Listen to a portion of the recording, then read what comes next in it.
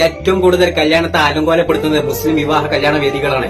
Hindus ആയിക്കോട്ടെ, Christians ആയിക്കോട്ടെ, മുസ്ലിംസുകൾ കാട്ടിക്കൂട്ടുന്ന അത്രയും പോക്കിത്തരങ്ങളും തമ്മാടിത്തരങ്ങളും മറ്റു മതത്തിലെ കല്യാണ വേദികളിലെ നടക്കുന്നില്ല. ഏറ്റവും കൂടുതൽ രചനക്കെട്ട പരിപാടികൾ ചെയ്യുന്നത് മുസ്ലിംസുകളാണ്. ചങ്ങാതിമാരൊക്കെ വേണം. ഏതൊരു സുഹൃത്തിനെ കല്യാണമാണ് എന്നുണ്ടെങ്കിലും അവിടെ ആദ്യം മുമ്പന്തിരി വേണ്ടത് ചങ്ങാതിമാരാണ്.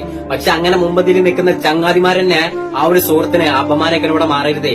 സ്ത്രീകളുടെ അടിവസ്ത്രമായിട്ടുള്ള ഷെമ്മീസ് ഇട്ടിട്ടാണ് ഇവരിവിടെ ഈ കാട്ടിക്കൂട്ടുന്നത്. ഇതൊക്കെ ഇവരുടെയൊക്കെ വിചാരം ഇതൊക്കെ ഭയങ്കര സംഭവമാണ്, ഭയങ്കര എൻജോയ്മെന്റ് ആണ്. കാണുന്ന ആൾക്കാർ ഇതൊക്കെ കണ്ടു ചിരിക്കും, സന്തോഷിക്കും എന്നൊക്കെയാണ് ഈ കാട്ടിക്കൂട്ടുന്ന ഈ തെറിക്കട്ടവന്മാരുടെ ഒക്കെ വിചാരം.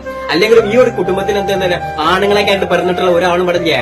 ഇതെന്നൊക്കെ പറഞ്ഞ എന്താണെന്ന് അറിയോ? നടപ്പുറത്തെ നാട്ടിലെ ഡബിൾ സ്ട്രോങ് ആയിട്ടുള്ള കാരണന്മാർ ഈ ഒരു ഫാമിലിയിൽ ഇല്ലാത്തത് കാരണം കൊണ്ടാണ് ഈ കാണുന്ന ഏരപ്പന്മാരൊക്കെ ആ സ്റ്റേജിൽ കയറി കണ്ട് നിരങ്ങിട്ട് ആ കല്യാണത്തെ കണ്ട് അലങ്കോലപ്പെടുത്തി കൊടുക്കണത്. അങ്ങനെ ഒരാൾ ആ കുടുംബത്തിലുണ്ട് എന്നുണ്ടെങ്കിൽ ആ കാട്ടിക്കൊടുന്ന ഏരപ്പന്മാരെ പിടിച്ചാണ് ചവിടാൻ കുട്ടി അടിച്ച് പൊട്ടിച്ചെടുക്കുന്ന മൂലക്കലാണ് ആക്കി കൊടുക്കണം. അപ്പൊ പഠിച്ചും ഇവരെ പോലെയുള്ള ചേറ്റകള്. കല്യാണം എന്നൊക്കെ പറയണത് ഒരാണും പെണ്ണും പുതിയ ജീവിതത്തിലേക്ക് കാലെടുത്ത് വെക്കുന്ന നല്ലൊരു ദിവസമാണ് കല്യാണ ദിവസം എന്ന് പറയണത്.